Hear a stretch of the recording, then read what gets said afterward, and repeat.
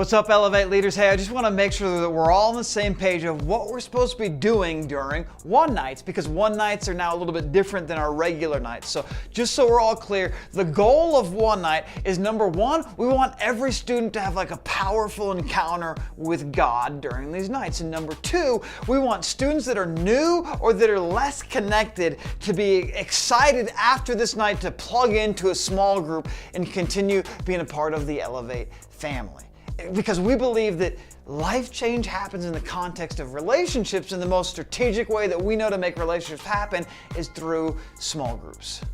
So during these one nights, we really want to try to connect with the new students and the disconnected students or the unconnected students, and help them at the end of a one night to be excited, like, man, I think I want to come back next week and plug in to this small group. So what does that mean for you as a leader? What's your job on one night? Well, number one, if you have a certain task, like some of you will have tasks like helping with a game, or helping with the media and the tech stuff, or helping with food. If you have a task that you're doing on that night, do that job with excellence. And if you don't have a task, or even if you do have a task, here's what everybody's job is during one night. We need you to help us create the right kind of environment. An environment that's really fun, an environment that's really friendly, an environment of love where students feel like, man, everybody here loves each other and loves me. We want to create an environment of passion for God, and we're just all out going after God and hungry to encounter Him. And so we need your help to lead the way in creating that environment and that culture. Another thing that we need you to do is look for students who are alone. If you see a student who's alone, whether it's a new kid or a regular kid, go and try to hang with that kid and make them feel like included into the family. If you're like, oh, I don't know what to say to them, refer to the video called 25 Questions. Next thing we need everybody to do is, once the worship experience starts in the auditorium, we need you to be with students. Unless you have another job, you need to be with students, hanging with them, sitting with them, standing with them, worshiping with them. And when it comes to the game time, be excited about the game, because if you're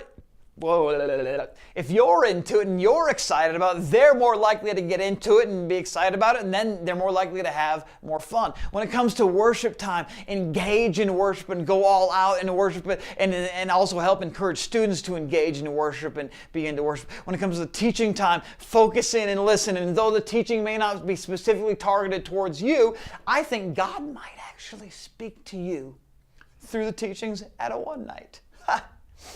Another thought would be to talk with your regular students in advance and maybe even encourage them, like, hey man, let's just go all out tonight in worship. Hey, let's go give everything we got tonight in worship. And if you have some of your key students who are ready to encounter God and ready and expectant to meet with God, and you're doing the same thing, that's going to set the culture that we want. And the newer students are going to be like, whoa, these guys are serious about meeting with Jesus.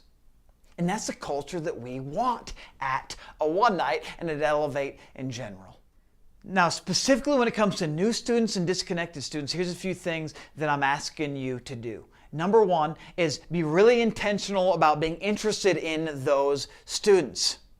Number two, if you meet a new student, you may want to become their personal tour guide, meaning hang with them for the whole night and show them around, show them where the bathrooms are, show them where the food is, show them where the fun's happening, show them where your group normally meets on a regular night, so that when they come back, they'll know where to go.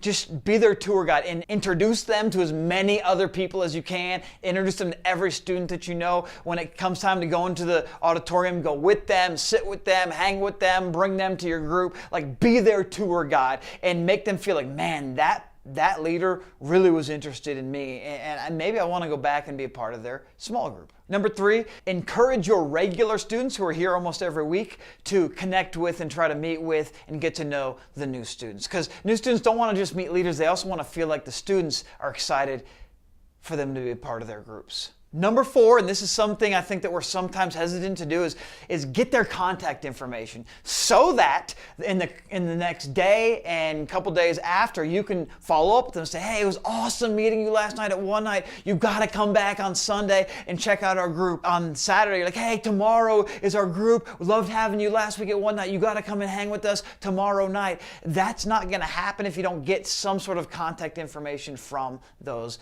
new students. Number five, during the short small group time that we'll have at the end of one night, really be intentional about making the group time focused on being interested in them and getting to know them and bringing them into the family of your small group.